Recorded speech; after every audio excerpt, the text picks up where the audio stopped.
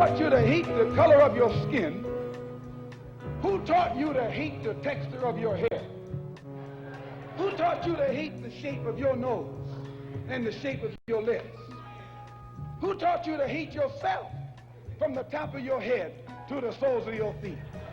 Who taught you to hate your own kind? Who taught you to hate the race that you belong to? Change it. So much so that you don't want to be around each other. No, before you come asking Mr. Muhammad, does he teach hate? You should ask yourself, who taught you to hate being what God gave you? Most of us blacks, Negroes as he called us, really thought we were free without being aware that in our subconscious, So we'll start off. all those chains we thought had been You struck got an off echo out here. were still there. And there were many ways where what really motivated us was our desire to be loved by the white man. Malcolm meant to lance that sense of fear. He knew it would be painful. He knew that people could kill you because of it, but he dared to take that risk.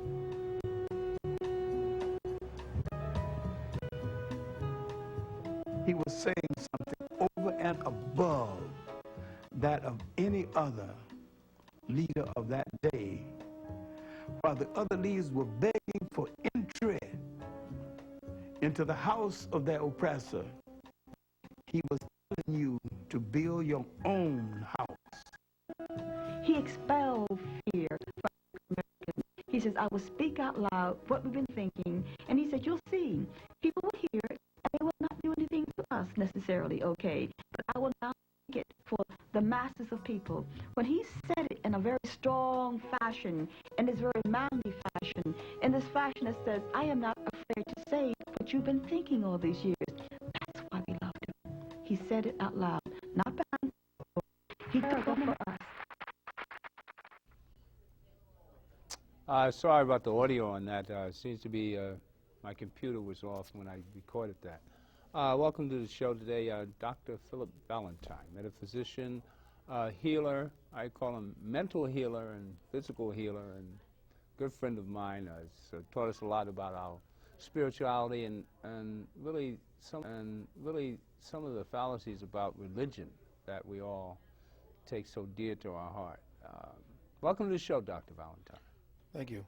It's been a while. I ran your last couple of your shows at the latter part of the year, the last 2 weeks in the year, and the response is always overwhelming.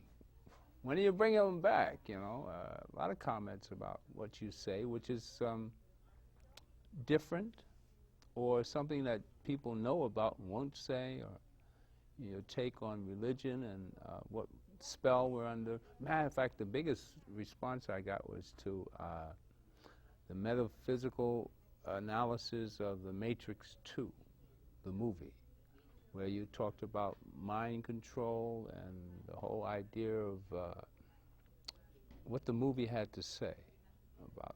And what I really wanted to talk about today was the psychological effects of racism and what it does to the mind and what it's done to us as a people and the oppression that it hovers. What sort of lingering effect all these years of not knowing yourself, knowing lies. You know, I can go back to the years that I knew nothing about my history, and it was very difficult for me to really, you know, exist as a human being, knowing nothing about Africa but Tarzan movies. I'll go back to those days. And then being enlightened by Dr. Clark and scholars like yourself, and today Dr. Ben and Dr. Jeffries, and they talk about, you know, the European was in the cave when we were building pyramids. So now if I had some of that knowledge back then, you know, like when I was 14 and Emmett Till was killed, I could have, you know, fought the battle of being an individual and even, you know, even stronger back in those days. And I can just think myself only personal, the side effects of all that racism through the years and how it affects us today. Give us your take on what that does to the mind. Well, before we move into that, I'd like, if it's your permission, to take a minute or two, or just a little time to speak about a brother who was my childhood friend Hmm. and who I've known all my life. It's like my brother. Passed away just recently. I'd like to put the name and make it immortal. My brother Ron Edmonds, a.k.a. C. Beautiful brother, warm, loving, and he passed away just recently, and I just want to put his name out there and tell him that I still love him, always have, and hope he's around, just kind of checking it out before he makes the next leg of his journey out of here. So, Brother C, Brother Ron, I love you, and I guess I could just say goodbye. Thank you for everything, for being my friend and everything that you've given to me and my family. I love you. Anyway, I'd like to dedicate this particular show to him. Well, you know his spirit's right here with Oh, yeah. you. Feel him all the time. Felt him here when I was coming. But I was coming here to the studio. Take a few minutes and talk about that, how the spirit lingers. Yeah, it lingers. It lingered yesterday when I got the actual message from a friend of ours. There were four of us that hung out together. Yes. And everything we did together, we grew up together, met our first wives together. Mm-hmm. I mean, everything up through the stages. My ex-wife, my first wife of 19 years, she called me and reminded me that she saw a movie just today, yesterday I think, or the day before, called The Wood. And my part was, I think, Omar Epps, because I first came into America, and I met him and met them, and they introduced me. He was the first one he taught me how to play basketball. Yeah. So that's you just going back. imagine. It And was you him were who 16 taught when me. you first came in. No. I was 10 when I came Okay. here, and I think I met him when I was about 13 or 14. Okay. And from then, we grew together, and he had an incredible grasp of the game of basketball and football, and basketball specifically. He taught me the actual fundamentals of the game. I mean, I looked awkward and crazy and stupid, but he helped me out, and I think, just to say this so we can go on with the show, but I think out of all the times we were with the four people that we were with, the four of us together, going from different parks to play basketball, I think every time the four of us teamed up, I think anywhere between 80% of the games we played, we won against Trees and whoever it was. Trees, we talking about tall brothers. Right. We won because we were the old Nick philosophy, pass, the open man, and we always won. And he would guide that. But I mean, just taking it from that point, he was just a beautiful brother, and it's just unfortunate that he couldn't be here for the next stage of the four of us, of the three of us who was left at our development, so we could actually see our great grandchildren and so forth. He leaves behind a daughter, and I just want to say, it's been good. And with that said, and now that he's immortalized, I want to dedicate this show to him. Now, he asked me a question that was very interesting about the effects of racism. Well, How did it affect you guys when you were kids? That's a good one. When you're young, you don't really see it. I was raised part of the way in Trinidad where there's an amalgamation of all the races. I didn't know it until I actually stepped here. Okay. I began to see it more prevalently through the darker members of my family, Okay. as well as my friends. Okay. All the friends that I had who were darker than I didn't get it as much during those days because, when you light skin and you look that way, it kind of gives you a kind of a latitude or, first choice. But after everything said and done, I began to become more conscious of the race issue based upon my mother pointing out things in the movies to me. Ah, okay. And my father reinforcing that, because my father was studious, a loner, and you came to him for more eclectic and really deep information. But the overall reinforcement of who I was and where I came from, who my ancestors were, came from my mother consistently being there to let me know when I was watching TV, watching Fred Astaire, seeing him dance and being mesmerized by all the things he was doing. She said, that's a copycat, that's a carbon copy. And I said, what do you mean? Right. And at the time, I wasn't exposed to all of the, the melanated African peoples who were actually the ones they stole it from. Yeah, So the more my Libra energy had to balance out, the more I began to see injustice, the more I began to pursue what was it that I was looking at that was behind the injustices, who were behind the injustices, what were the circumstances that set it up, and I began to delve deeper and deeper into history. The metaphysical and the psychological part came later on when I began getting more into metaphysics and studying the deeper sides of spirituality. I see the effects of so-called racism, essentially just hatred. That's what it is. I see the results of that in the education system, in the way people, the way people worship today, the fact that the gods that we worship don't look like us.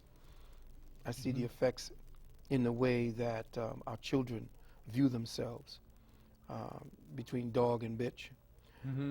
I believe that the sense of racism, that we are a well conditioned, well manicured, I guess, what is that word? Hollowed out and very polished slave. We look very good at the job of being a slave now, because under the tutelage of the Willie Lynch. Oh, that's and which essentially is nothing more than the esoteric tenets of the Jesuits. Okay. Now, the Willie Lynch theory went over last week about light against dark, old against young, and yeah, these were the policies of the Jesuits when they first came into the so-called New World, which is the old world. You're talking 1610? In the 1600s, between, for instance, they used to have something called the reductions that the Jesuits set up down in the Guarani natives in the lower part of South America, the southwestern part of South America, and the Guarani reductions from 1603 to 1785, I believe. These became the models for what you see today as the projects. Yeah, that's also Machiavelli, too.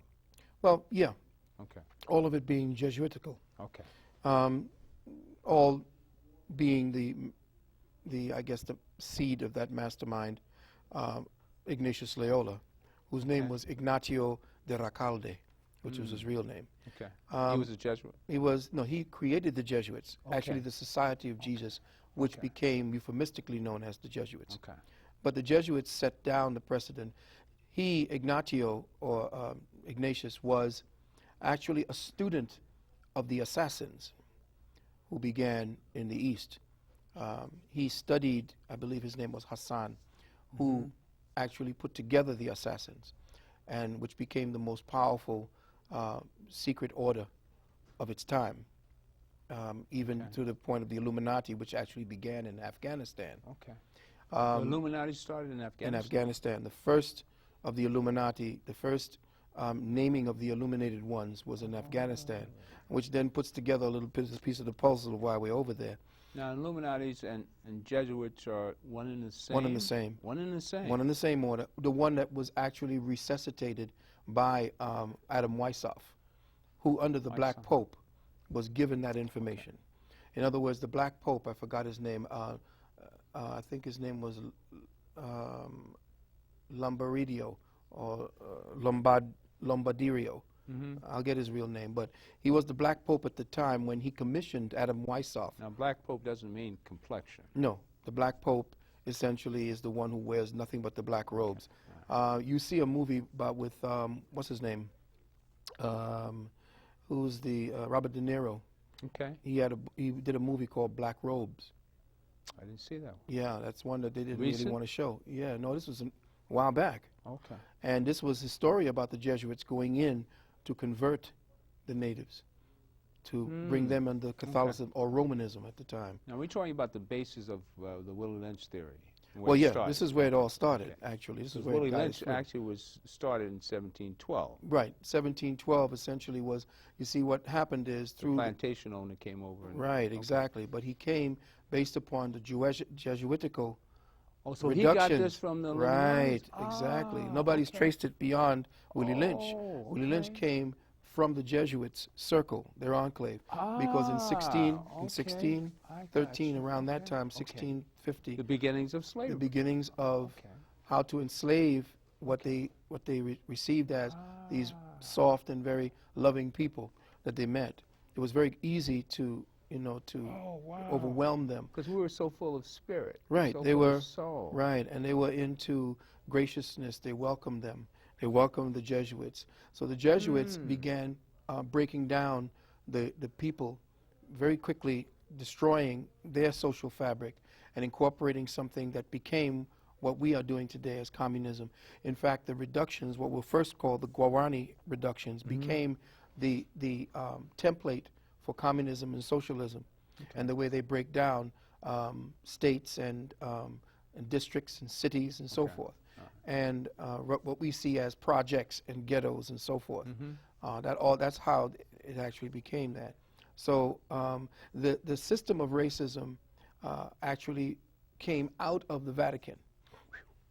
And it was perfected by the Jesuits doing the trial and error on the native peoples of South America Now, let me and explain later in Africa. your stance on the Vatican. Since you were raised a Catholic, a lot of you people don't realize it.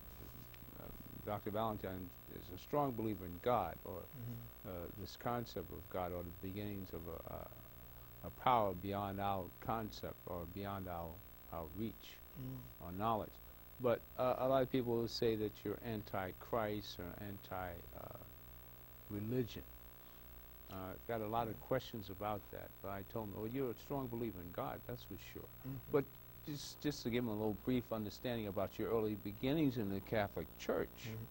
So you as a child were raised in the Catholic Church. So I when was you talk raised about in the Vatican, you talk about from experience, where Yes. you learned to find your self-esteem by investigating all these lies that you were told as a child. Exactly. Okay. And that I was a staunch Catholic, took communion, took my confirmation, Okay. went to all the Catholic schools up until the last year of high school. Okay. You know, some people go to Catholic school just for the first Okay. parts of their... My whole education was Catholic. So when you talk I about got- the Vatican, you talk from I experience. talk from experience based upon what it is that I know went on, how the rituals went, all of the things, and then studying on a broader base, from a broader base of information, began to put two and two together when I began to see how the world was really run. As we see, as far as my belief in Christ and Jesus, if we began to do an entomological and epistemological breakdown of the words Christ and Jesus, then we would understand or understand or overstand that these principles, not person, Okay. but this principle was something that predates Christianity by tens of thousands of years. Being Christ-like. Yeah, the Christ itself, which came from the Hindu, which came essentially from the Ethiopic, Chris, or Krishna, or Krish. These words were the way we defined the light, in this case, the sun. So when Or the knowledge. yeah, well, knowledge itself of science. We were scientists. We weren't religionists. Okay.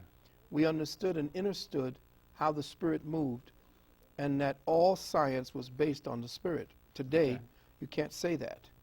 You can't say that inside of the halls of academia and hope to keep your credentials.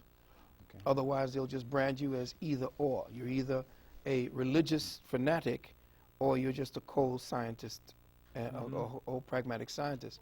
Whereas that fragmentation was a purposeful fragmentation by the present powers that be, the Jesuits being in control of that. The education system, for instance, is a fractionalized system where whole concepts were broken down into subjects. That's why when you go to school today, you take subjects. Okay. They're not whole themes. You're taught in fragments so that you would then pursue a line of course of career where you would study one thing, I would then pursue something else, but I would not know what you did or what you studied because I'd have to come to you because you became an expert along that fractionalized line of thinking. English. That's how you keep people separated, and that's how you maintain this discourse of whether I'm right or wrong and not teaching people how to think in whole concepts. Okay. So we were raised in an education system that is based in fractionalized thinking. We can't think in whole concepts, thus we can't figure out how they're ruling us because we only have one piece of the puzzle. We can't figure out that the whole voting scam that we're about to participate in, this ritual called voting today, we can't figure out that it has been fractionalized into teams playing in the same arena, playing with two sides or two coaches who are owned by the same NFL. And who is the NFL? The Vatican. Corporations. The corporation. Okay. They say, well, you have to vote. You have to go out there and vote so that your voice will be heard. My brothers and sisters, my people, you like Hosea says, you perish for lack of knowledge. First and foremost, just to think about this, with the amount of intrigue, international intrigue, and the amount of political gerrymandering of this planet, the different secret societies that play their games, the secret organizations, Illuminati, the CIA, everybody, with all of the intrigue that the upper elite, quote unquote, and I know my friend Nathan George doesn't call them elite, these people who portend to be the elite, they have a whole other world they live in. Yes. And the world is being orchestrated according to what they have, that they set as the rules. What Do is you Bush? believe? What is Bush fitting? Well, let me just finish this thought. Do you believe that Bush or any of these so-called people in the elite, knowing that they have been keeping secrets from you and the audience, from the people, do you think that they would leave the choice of leadership for the planet in the hands of ignorant cattle who they have been herding, butchering, fleecing, and using for their own ends? Do you believe you would hand over your fate to cattle? No. First and foremost, Well, you can't have go nothing. out without a fight now. No, wait a minute, hold up. You don't vote. Your vote doesn't elect anyone, maybe in the lower echelon ranks of, administrators and so forth. Just little overseers that you have in some of these little enclaves of government, local government. Maybe you have some kind of input, and even that is orchestrated. But when you start getting up into the higher organizations, when you start dealing with presidential, governor, mayor, these people are put in based upon who they are and who they've been selected from the time they've been going to school. These elect schools that they've been chosen to go to when they've been children. The president is not elected by the people. That's ridiculous to think that, because you're bankrupt as a people. You have no worth. There is no money. So you can't be elected. The president is selected. First and foremost. And most of them are Masons. Well, all of them are Masons. All of them are Masons. First and foremost, you believe it's the Electoral College. The Electoral College doesn't elect anyone. Okay. Who selects is the College of Cardinals in Rome. You mean the Pope reaches all the way to America? The Pope or the has, Jesuits are still there is in a control? law that states that the Pope can override any law that the United States makes. There is a law on the books that says the Pope can override any law. He is the supreme being on the planet. Now, how many people really know about this? Well, whoever's looking at you, They know it now. Yeah, but to say this is that you have no real, discourse. You have no real say in anything that you do, and cattle have least to say as they're being led to the slaughter. So essentially, you are a body. You are a slave. And the fact that they gave you the new $20 bill, everybody, that is called, I forgot what it's called legally. You receiving that $20 bill means that you agree to the refinancing of the debt that now is in the trillions.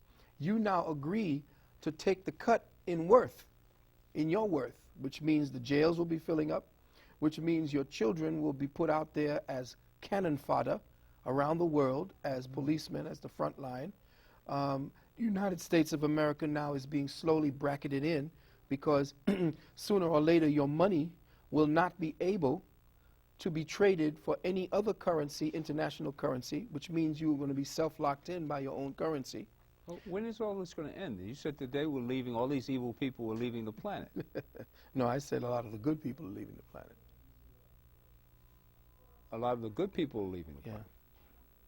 On one show we did on an analysis of the Matrix 2, you mentioned that by 2012 there were a lot of the people, there were a lot of visitations coming, and that there'll be a lot of alignments, a lot of old. But the Illuminati is going to be left here controlling the planet. Well, or are they leaving too? I thought the evil ones were leaving. Well, let me just put you up to date. Remember I told you that there were already people living on Mars. There are already people living on Mars. Oh, yes. They got about 1.3 million people living on Mars. 1.3 million people living on Mars. Right now, You heard people that are saying, here. People say, oh my God, he's out of his mind.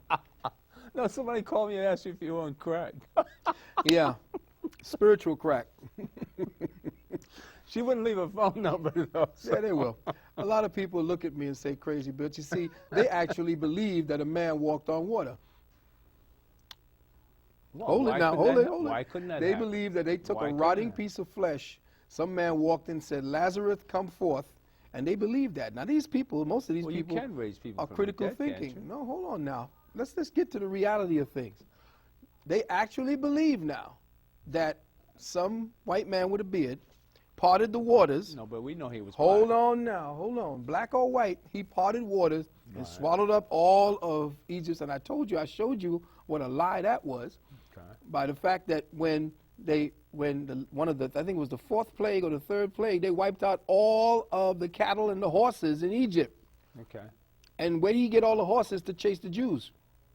See, understand that we have people who have been through the education system, which is the Prussian system. We have been degenerated in our thinking process. We have been purposefully made into functional idiots. We look intelligent. People actually with PhD will sit up and give you all that they have been imbibing in the form of quote-unquote knowledge, and the ones who can regurgitate it and stay on that track. Yes, Those sir. are called our doctors and our leaders and so Service to forth. self rather than service to others. There you go.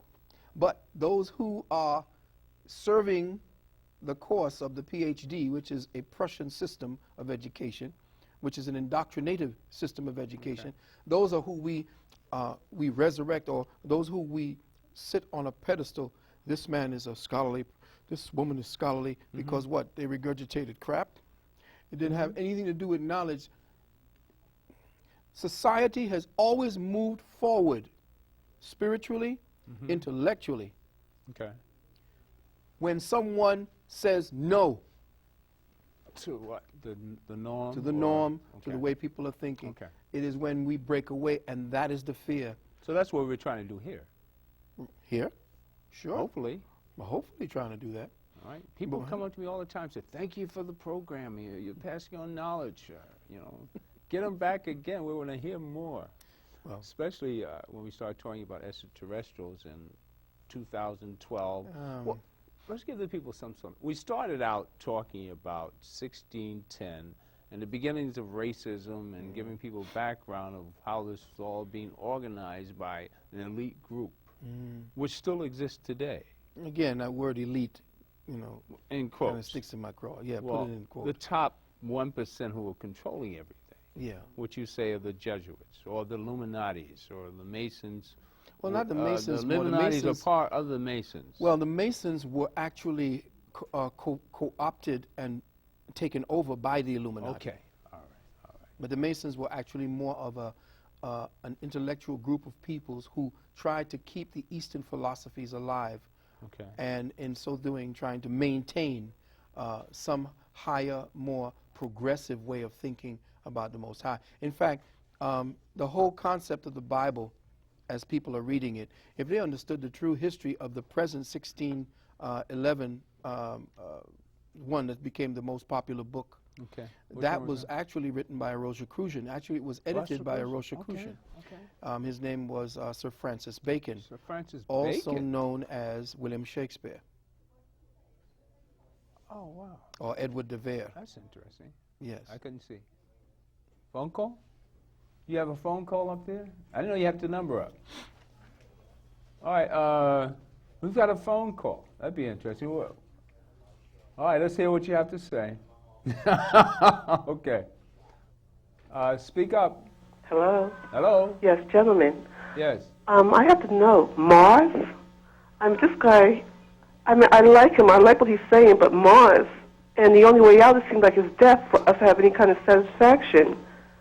Where's the fairness at? What was the question? Where's the fairness? What was the question? The question is, Mars, I know that there's more planets, but 1 million people on Mars? What kind of people? I don't I understand it. imagine it would be Martians. No, scientists that they've been putting up there for a while. Who? Who's been putting scientists up there? Listen, I'm not laughing at you, please, but I've got to know what you're saying because your eyes speak the truth. What's your name? My name is Doris. Hi, Doris. I keep turning the TV down because I can't hear you. But if I turn it up, What do you do, Doris? I work for the post office. Okay. Oh, great. All right. Okay, here's the deal. The United States government and most of the governments on the planet are at least 200 years ahead of us in technology. What we get as the cattle essentially keeps us within a time-space relationship with the leadership on this planet. There is evidence, and there has been evidence of life that has existed on Mars. In fact, they're bringing back information about life on other planets, particularly the moon on Jupiter called Europa. They found ruins of temples. These are the spacecrafts and the cameras that they keep shooting up there. They find evidence of life all throughout the galaxy, but throughout the galaxy itself, but they could never actually admit to that because then it would completely disassemble the present structure of control.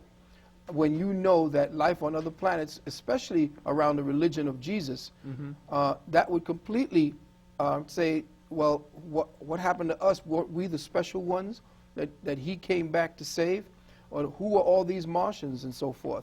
Not only that, they have found gold. They found, I believe, something called either helium-2 or hydrogen-2 up there, which is an incredible fuel source. And they're about to now shoot up, I think, space stations, nuclear space stations, to set up on the moon as well as Mars. So with President Bush speaking about the fact that we've got to get to Mars, know that anytime they're making an announcement to the cattle or to the thousand-headed ass, know that we are at least 10 to 15 years behind in catching up to information. What we think is new is old news to them. Well, caller, what you have to also realize is that a lot of this stuff about, Roswell, 1945, is real. A lot of the stuff that you see on X-File, this is taken from actual, experiences that we have. See, the powers that be don't want us to know everything because there'll be panic on the planet. A lot of things that you've been told, just like racism and all the rest of it, are a bunch of lies. All right? Thank you for calling. Thank you, sir. Good day, gentlemen. All right. You've got 1 million Hello? people out there with a lot of questions, and we appreciate you calling. All right, your question? Hello. Yes. My name is Mrs. Hendricks, and I just want to say, if you can put the gentleman's name up on the screen so I can know. And have you written a book? And I believe everything that comes out of your mouth. Trust me, I do. You may think that's strange, but it's not. I believe that black people are brain dead, and they don't want to know anything that's sort of like, you know, it's like if you don't see it, they don't believe it. Mm-hmm. And you should be like Malcolm X was on the corner on 25th Street telling all these people these things because we just don't see it, we don't understand it, we don't believe it. I say Bush is a murderer. He's just out of his mind. And people don't see it. And then the lady called, the sister in front of me, she was mentioning something about Mars. Mars. Mm-hmm. I mean, it's all over the news. What planet does she live on? See, Well, you know, a lot of people don't no, wanna people don't look, don't pay attention. Well, a lot of people don't want to believe something Yes. something like that Yes. because they didn't read it in the daily news. But I say we better wake up because we're sleeping. Well- Now, doctor, have you written a book, please? No, beloved. What I have, though, course, is I thought I have written a book called The Wounded Womb, which I'm getting ready to do a rewrite on. But All right. I have a series of tapes. I have done about over 100 tapes. But Where can I get them? my telephone number, I believe they're going to put up, if you You wish. can I can announce give it it to you. Oh, sure. It's area code 718 7. Okay. 264 264 9497. 97. You need to go to all these schools and talk to these little black boys because they're lost. Yeah, I do that. You know, if I can get tapes and I can get with you, we'll talk and I'll call a meeting at my house and you come visit. I appreciate. God, I love you. I just love you and Gilchrist, thank you. Thank you, beloved. All right, thank you. Bye. Bye-bye, dear. You know, we've got a lot of people that ask a lot of questions in the street. Mm-hmm. I mean, it's great that we do a call-in with you here, Dr. Valentine. Anybody else on the line? Hello? Yes. Hi. Yes. Hi, my name is Dee. Hi, dear. Hi. My Your question... name is Dee? Yes. Okay. My question is, well, on Monday the 19th, which was the King holiday, I was on a flight coming from Savannah to Atlanta, and there was this bright star in the sky. It was about, let's say, between 7 p.m., 7:30 p.m. And no, I just wanted to know, do you all know anything about that star, or did you see it? Because the reason why I ask is because I also have something that I got off the internet. It's www.itv.com, and it says UFO spotted in Yorkshire, and it looks exactly like the picture that they have here on the sheet of paper that I got off the internet. Looks exactly what I saw coming from Savannah to Atlanta in the sky. And it says strange lights have been seen in the skies above Huddersfield, and not just one, and not just by one person, but by several people. So I'm just curious, do you all know anything about that? And like today I was trying to call CNN, like the Weather Channel, CNN, and different news channels in Atlanta. And of course the meteorologists were not in, so I was just wondering if you all know anything about that. Can I ask you one question bright first? Star. Did you see it? Did you see it anywhere in the news? No, haven't seen it anywhere in the news. Okay. And like I But asked, you saw I it spoke with some of personally. the flight attendants, and one flight attendant, she said she thought it was planet Venus. That was like, she said that's a normal thing, and it's like, I guess each year around this time that it comes, planet Venus. But I'm like, I don't know. I started thinking like, I don't know if she was correct. And then the other flight attendant, he thought that it was the North Star. Yeah, that's. If I may, that's interesting because I have seen these very things that you're talking about, and you're going to see more of them. I don't know whether or not you saw one of the shows that we had done together when I spoke about the fact that in 2004 there will be mass sightings by the least of who you think would be doing it, people that have credentials that are irrefutable. And what's happening is, I know I'm stepping out on a limb here by saying this. It was said that by the year 2004, all alien life forms who have been here manipulating human life would have to leave by 2004. Okay. So what we may be able to see, what we may be seeing is a mass exodus of a lot of life forms that have been here manipulating the human strain for a long time, thousands upon thousands of years. The Galactic Confederation has given or issued a mandate that the human species has been manipulated because we are purported to have over 52 different types of genetic strains from around the galaxy put into one. We are essentially a bank, a holding, a library of different races and species.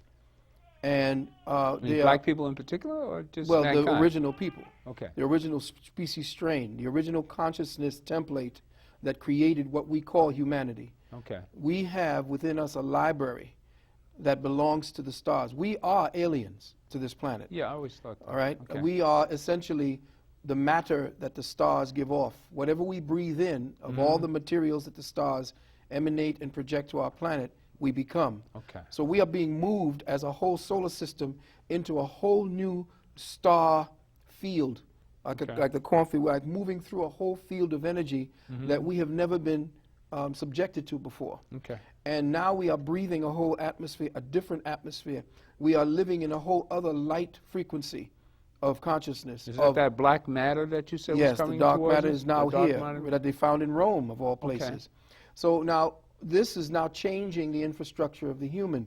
But there are forces here that want to maintain the cattle as is because we are their lifeline. They are parasites that have been feeding off of the particular consciousness that we have been dealing with for the last, say, 10,000 years. When you said that the Illuminati, I thought you meant that those aliens were the Illuminatis. Well, let's not go there because, see, people are not ready to hear aliens. When you say that word, it's like anti-Semitic, or it's like words that... But we see it, we know it. Wait. No, see, we can't. We have to learn But the people fact... know that they exist. Well, listen, we have to learn the fact that semantics keeps us bottled in.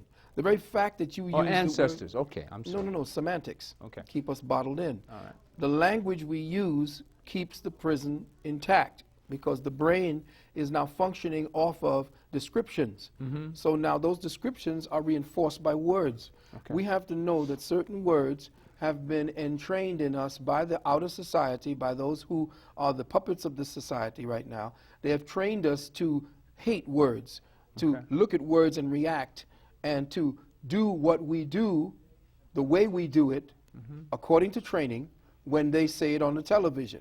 They say terrorist. As soon as you hear terror, terrorism, terrorist, you're supposed to say, okay, whatever you say, Mr. Government Man, you must know because you're protecting me. Again, we're conditioned slaves. So when I say the word alien, immediately you go to the TV, or you go to your TV in your mind and you hear Sigourney Weaver, or you hear people laugh or be cynical the way they told you to act, especially if you're a newscaster. You act cynical when they say aliens from another planet. You make light of it.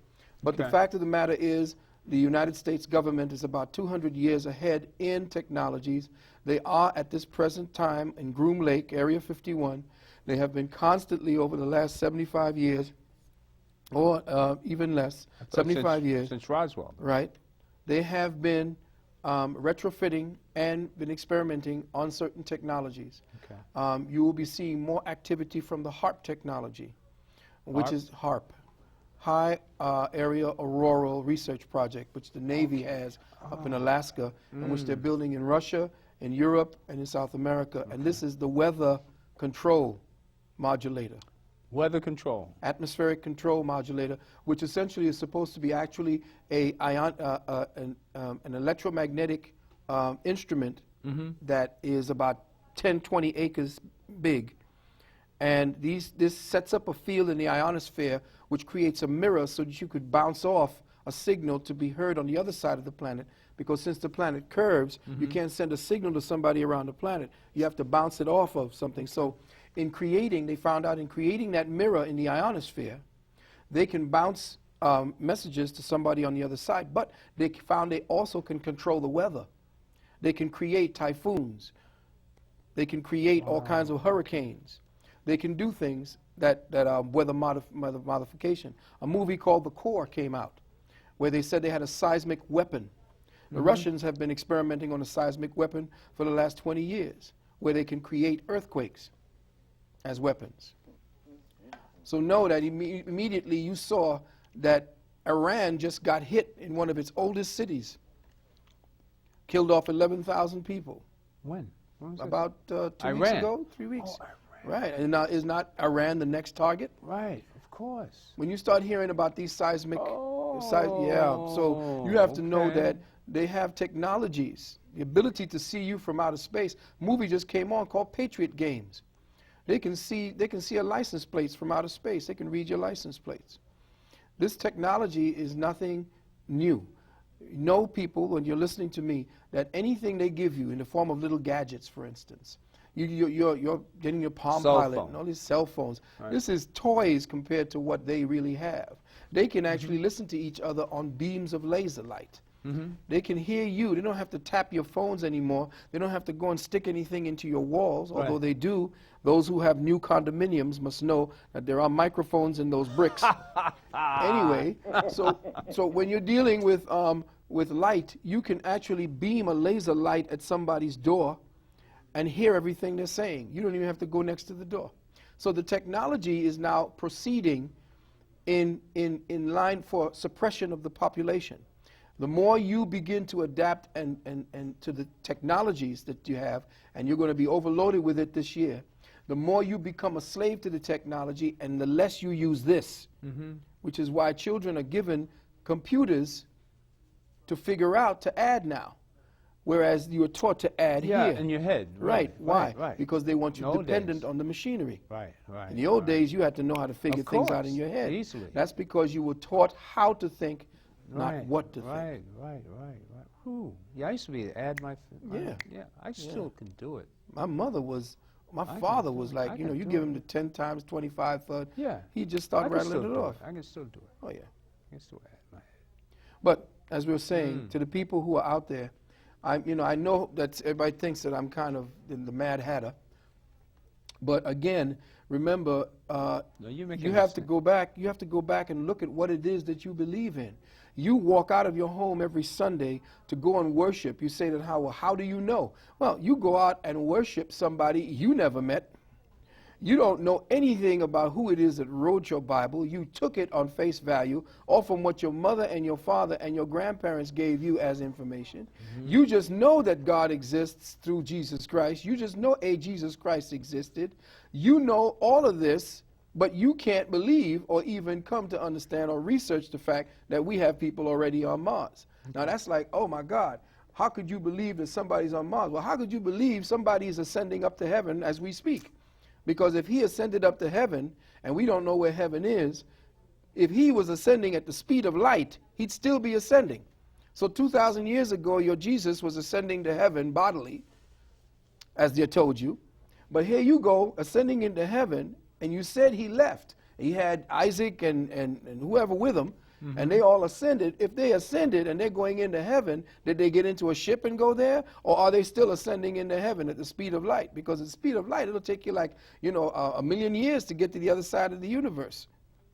So are they still in heaven, and where is heaven? Well, it's a level of consciousness, isn't it? I don't know. See, you don't teach people it's a level of consciousness, because then what happens? The people begin to start looking for that consciousness on their own. You have that's to keep what you the do. people. Isn't that how you find God? You look in the mirror and reflect on the God that lies within. No, you keep the people bracketed within dogmatic symbols. The people are simplistic. What's the outlet? What gets you away from that, to find the God that lies within you? Well, first and foremost, how could you find the God that lies within you when you got a picture of the God as a white man with his little white angels, even in black churches down in Harlem? Well, we know to differ with that. Who knows to differ with it? know. Oh, you and I are sitting in this thing. No. We're not talking about you and I. No, we're trying to pass on the real information to the public. What I'm saying to you, Gil, is that you and I sitting here, if I'm talking to you, it's to the choir. I'm talking to them. Okay. I'm asking them to investigate what they believe in without having any evidence. They say they do it with faith, which is they don't need no evidence. They just know and believe. But you believe in God. Again, when you say that, that's a loaded word, a loaded phrase. I believe in God. I don't believe in anything. I study to find out what that thing is within me that is elusive to all people, that people think they need to have a symbol to identify. I don't need any symbols to identify myself, because myself keeps evolving. And each time I want to look at quote-unquote God, I go in the mirror to see what I have done with myself. All right. So understand that, but they're not taught that. Okay. They tell you your Jesus is inside of you. Well, if Jesus is inside of me, then what do I need to go to church for? If Jesus is inside of me, why do I need a priest telling me what the Bible means? Okay.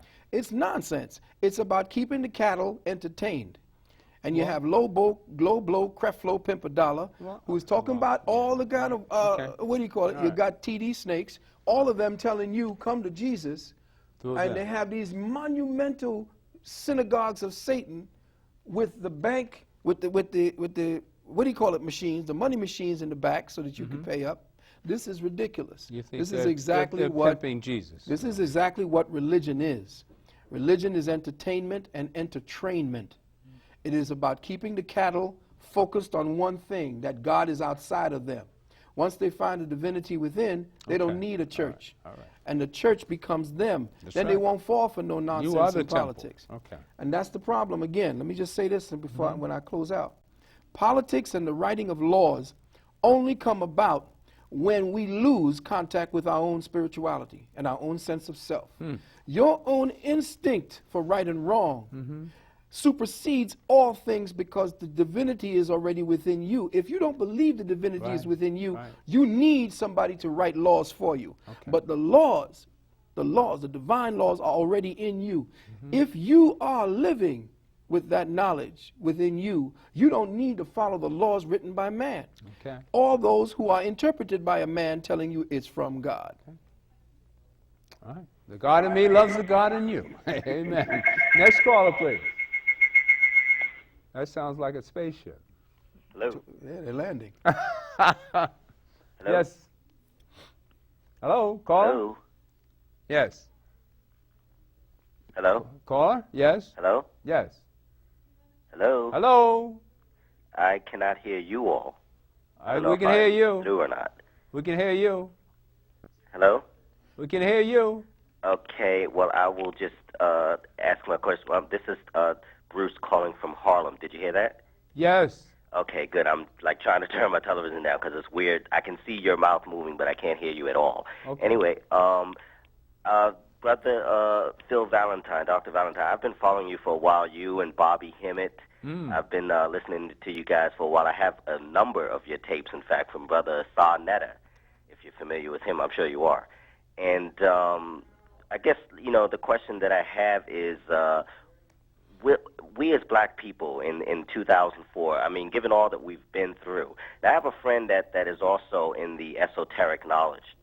And he told me, just to give you like a quick summation, he told me whenever he sees a police car, he automatically imagines that car just blowing up.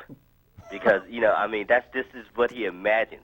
Now, I said, now, why would you do something like that? He said, because I am trying to tap into that power within that black people don't know about, that they already have this power. He said, now, I'm just doing it, but imagine if 100 black people got together and stood in front of a police station and used that mind power, that collective psychic force to destroy these police. And when I say police, I'm talking about them as a physical presence that has had their foot on our neck for so long and that have been conspirators to our demise as a people.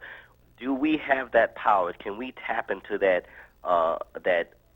resource of power that we have? Will we ever get there? And just one more question, because we know that this is all about who has the most power to guarantee death on this earth, and that is the Caucasian. And I've said for a long time that Caucasians create conditions that give birth to chaos. And I'm just wondering, will we ever get out of this quagmire that we find ourselves in as a race? And what do you think happens at death? And I'm going to hang up and listen. Wow, that's a mouthful, brother. I do want to say that, first and foremost, if you're using your powers just to try to focus on a police car to blow it up, I can sense what you mean, which is, I can sense what you mean, but it's even better, because it's even better when you don't waste your spiritual energy on something that would disappear when you begin to become more powerful within yourself. If you did have that power, you would not need to do that. In fact, I think that collectively speaking, when, quote unquote, black people begin to come to the knowledge of themselves completely, and we begin to pull the plug of our participation in this whole system of entrainment and say no more. Once we sit down, we put down the chains, we put down the working tools, we put down the cotton bag that we gather the cotton from, everything. We stop for at least a month and don't do anything. Anything.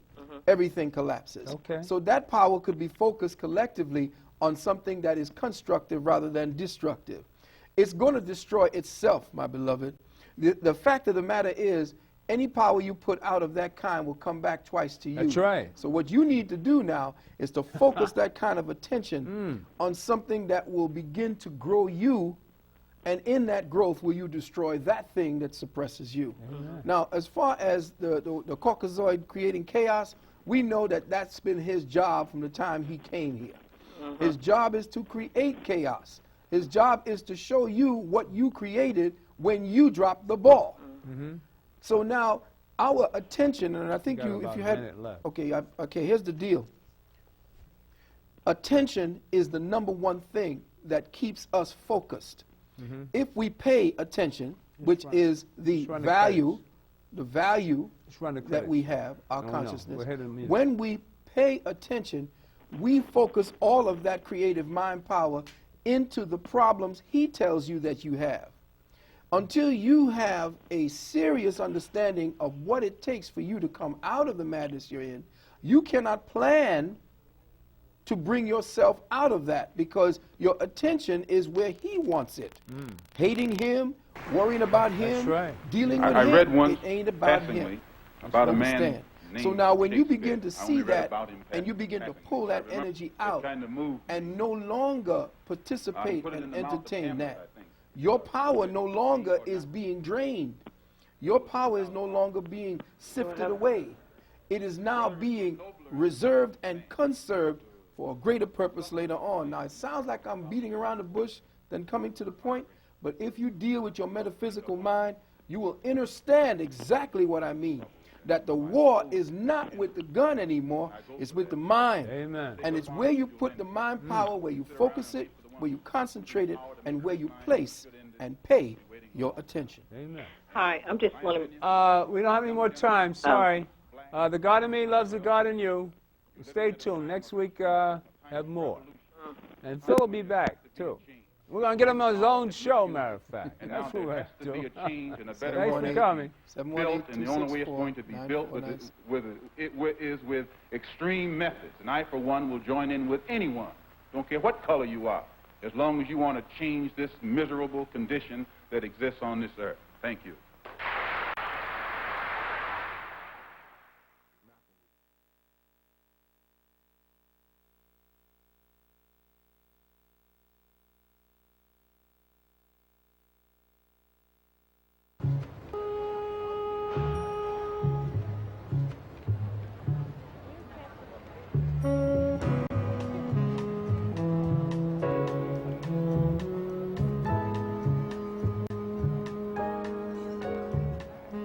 Taught you to hate the color of your skin? Who taught you to hate the texture of your hair? Who taught you to hate the shape of your nose and the shape of your lips? Who taught you to hate yourself from the top of your head to the soles of your feet? Who taught you to hate your own kind? Who taught you to hate the race that you belong to? So much so that you don't want to be around each other. No, before you come asking Mr. Muhammad, does he teach hate?